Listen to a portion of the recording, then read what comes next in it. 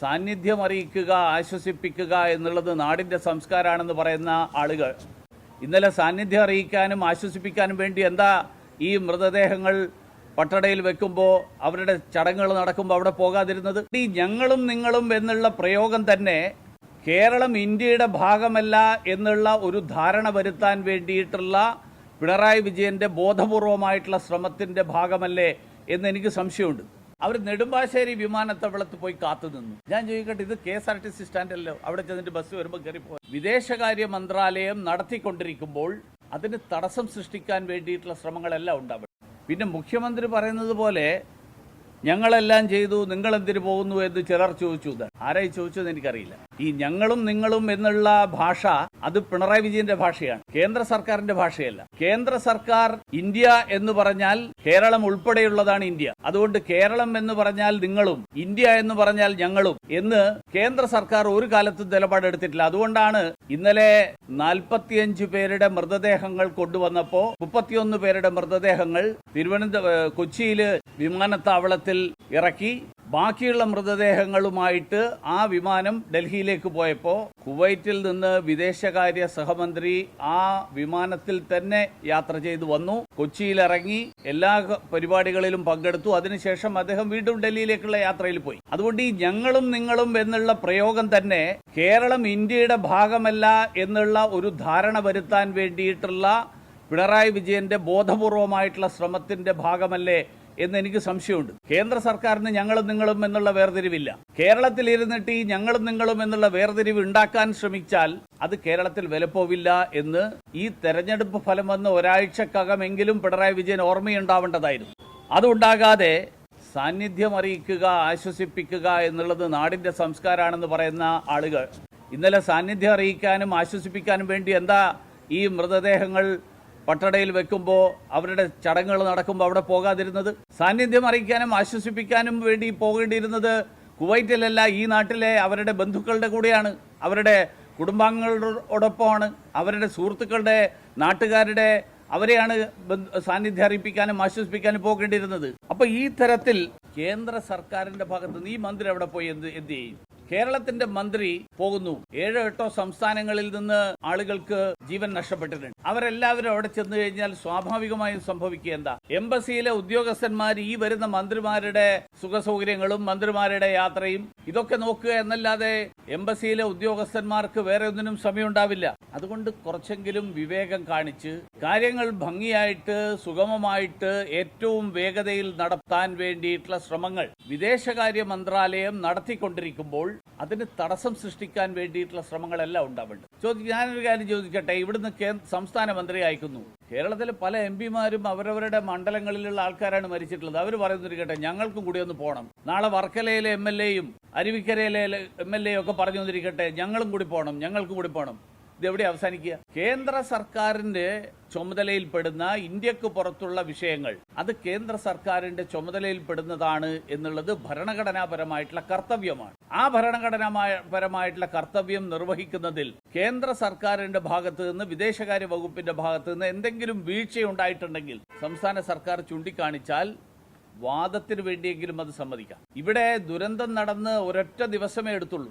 ആ ഒരു ദിവസത്തിനുള്ളിൽ എല്ലാ നടപടിക്രമങ്ങളും പൂർത്തിയാക്കി. ഇന്നലെ തന്നെ വിദേശകാര്യ സഹമന്ത്രി തന്നെ ഇന്നലെ മാധ്യമങ്ങളോട് സംസാരിച്ചപ്പോൾ അദ്ദേഹം പറഞ്ഞു, സാധാരണഗതിയിൽ ഇത്രയും മൃതദേഹങ്ങൾ നടപടിക്രമങ്ങളൊക്കെ പൂർത്തിയാക്കി കൊണ്ടുവരാൻ ചുരുങ്ങിയത് 8-10 ദിവസം എടുക്കും. അതൊന്നുമില്ലാതെ ഏറ്റവും പെട്ടെന്ന് നടപടിക്രമങ്ങൾ പൂർത്തിയാക്കി.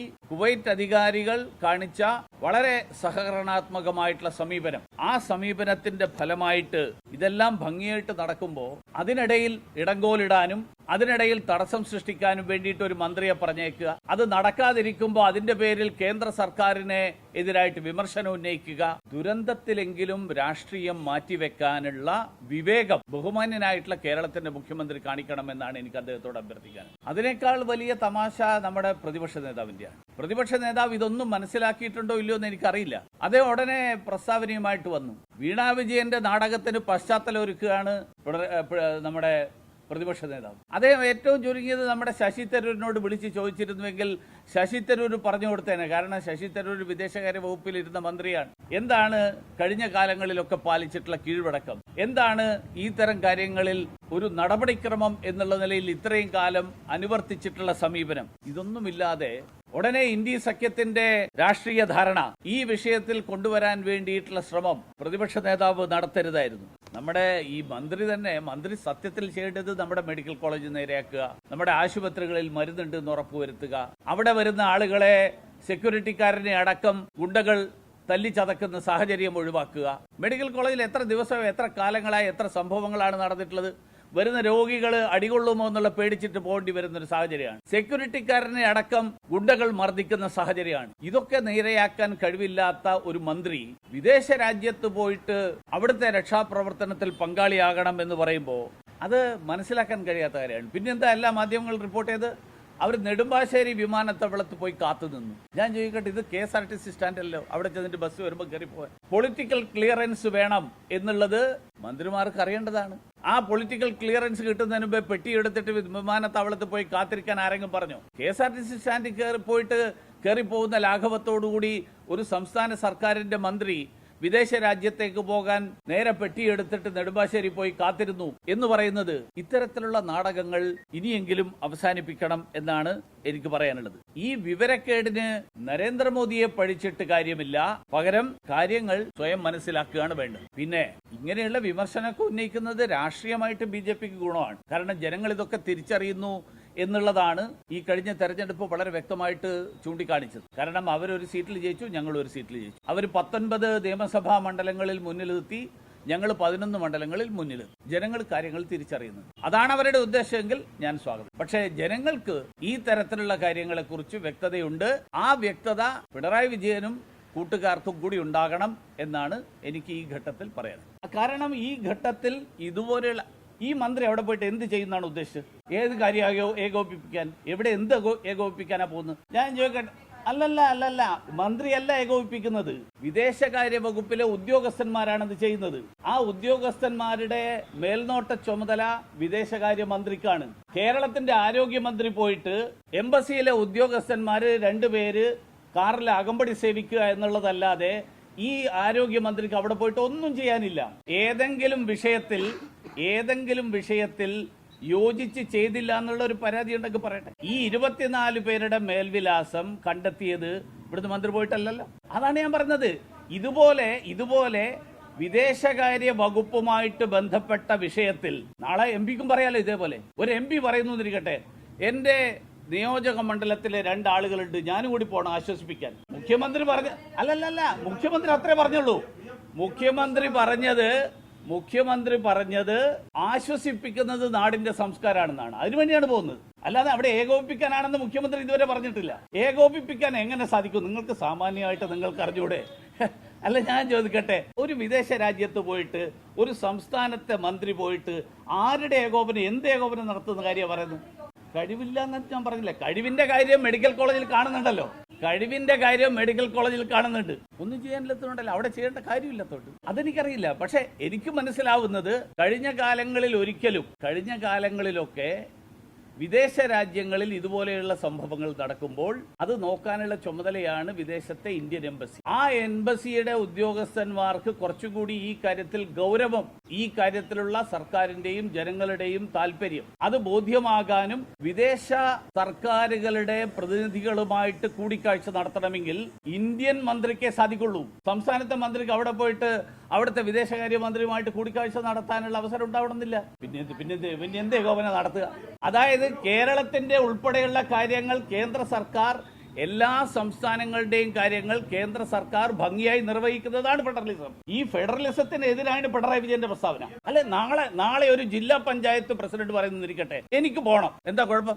ഞാൻ ചോദിക്കട്ടെ, അല്ല കുഴപ്പം എന്താ? അവരെ തെരഞ്ഞെടുത്ത ആൾക്കാരല്ലേ. ഒരു MP പറയുന്നു, അതെങ്ങനെ? നിങ്ങൾ സംസ്ഥാന മന്ത്രിയെ ഒരു പ്രത്യേകതയും ഒരു പാർലമെന്റ് അംഗത്തിന് എന്തിനാ വില കുറച്ച് കാണിക്കുന്നത്? ആണ് എല്ലാവരും അങ്ങനെയാണ്.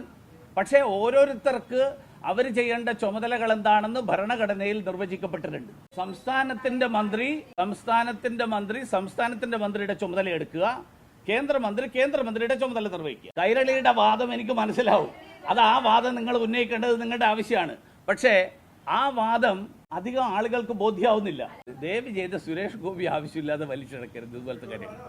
സുരേഷ് ഗോപി ഇന്നലെയും എന്റെ കൂടെ ഉണ്ടായിരുന്നു, ഇന്നലെയും എന്റെ കൂടെ ഉണ്ടായിരുന്നു. സുരേഷ് ഗോപി ഇന്ന് വരെ അങ്ങനെ ഒരു കാര്യം പറഞ്ഞിട്ടില്ല. എനിക്ക് ബോധ്യമുണ്ടല്ലോ ഞാൻ എന്താ ചെയ്തതെന്ന്. കേരളത്തിലെ ജനങ്ങൾക്കും ബോധ്യമുണ്ട്. നിങ്ങൾ പറയുന്നത് തന്നെയാണോ അദ്ദേഹം പറഞ്ഞത്, അത് തന്നെയാണോ ഉദ്ദേശിച്ചത് എന്നുള്ള കാര്യമാണ് മനസ്സിലാവുന്നത്. പക്ഷേ അതവിടെ നിൽക്ക്.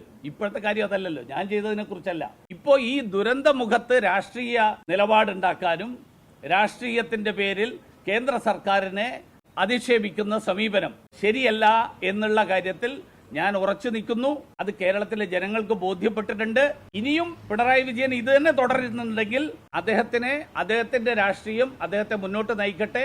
ജനങ്ങൾ തിരിച്ചറിയും. ജനങ്ങൾ ഈ ദുരന്ത മുഖത്ത് ഇതുപോലെയുള്ള രാഷ്ട്രീയ വിവാദങ്ങൾ സൃഷ്ടിക്കുന്നത് ശരിയല്ല എന്ന് കേരളത്തിന്റെ മുഖ്യമന്ത്രിയോട് കേരളത്തിലെ ജനങ്ങളുടെ അഭിപ്രായം പറയുന്നു. പൊളിറ്റിക്കൽ ക്ലിയറൻസിന്റെ രണ്ടാമത്തെ കാര്യം ഈ വിവാദത്തിന്റെ കാര്യമാണ് ഞാൻ പറയുന്നത്. അത് പറയുന്നത് അത് കേന്ദ്ര സർക്കാർ സമയമാകുമ്പോൾ പറയായിരിക്കും. അപ്പോൾ ഫയല് ഏതായാലും മുഴുവൻ വായിച്ചിട്ടാണ് കൈരളി ടിവിക്ക് മാത്രമായിട്ട് ഫയൽ കിട്ടുകയാണ്. ഞാനിവിടെ പത്രസമ്മേളനം മാധ്യമങ്ങൾ കാണുന്നത് കേന്ദ്ര സർക്കാരിലെ മന്ത്രിയായിട്ടല്ലല്ലോ. കേന്ദ്ര സർക്കാരിലെ മന്ത്രിയായിട്ടായിരുന്നുവെങ്കിൽ ആ തീരുമാനത്തിന്റെ കാരണങ്ങൾ എന്താണെന്ന് ഞാൻ പറഞ്ഞേനെ. ഇപ്പൊ ഞാനത് പറയേണ്ട ഉത്തരവാദിത്തം എന്റേതല്ല, അത് ബന്ധപ്പെട്ട മന്ത്രി പറയും.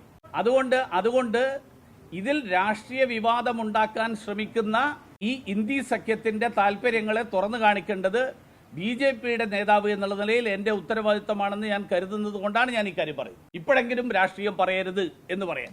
കേന്ദ്ര സർക്കാരിന്റെ മന്ത്രിമാർക്ക് കേന്ദ്ര സർക്കാർ ചില ചുമതലകൾ സർക്കാരിന് കൊടുത്തിട്ടുള്ള ചുമതലകളുണ്ട്. സംസ്ഥാന മന്ത്രിമാർക്ക് സംസ്ഥാനത്തിന്റെ ചുമതലകൾ കൊടുത്തിട്ടുണ്ട്. ഭരണഘടനയിൽ വളരെ വ്യക്തമായിട്ട് പറഞ്ഞിട്ടുണ്ട്. ഭരണഘടന ബാധകമല്ല എന്നാണ് നിങ്ങൾ പറയുന്നത്. ഭരണഘടനാപരമായിട്ട് പറഞ്ഞിട്ടുള്ള കേന്ദ്ര സർക്കാരിന്റെ ചുമതലകൾ എന്താണ്? വിദേശകാര്യം ആരുടെ ചുമതലയാ? പിണറായി വിജയൻ രാഷ്ട്രീയം പറയരുത് ദുരന്തമുഖത്ത്. നരേന്ദ്രമോദി സർക്കാരിനെ എതിർക്കാനും ആക്ഷേപിക്കാനും ഇഷ്ടം പോലെ അവസരങ്ങളുണ്ട്. അത് ദുരന്തത്തിന്റെ സന്ദർഭത്തിൽ ജനങ്ങളെ വിഭജിക്കുന്ന തരത്തിൽ കേന്ദ്ര സർക്കാരിനെ കരിവാരിത്തേക്കാൻ ദുരന്തത്തെയും ഉപയോഗിക്കാം എന്നുള്ളത് ശരിയല്ല. ആ നിലപാട് എനിക്ക് യാതൊരു സംശയമില്ല. ആ നിലപാട് ഞാൻ വീണ്ടും ആവർത്തിക്കും.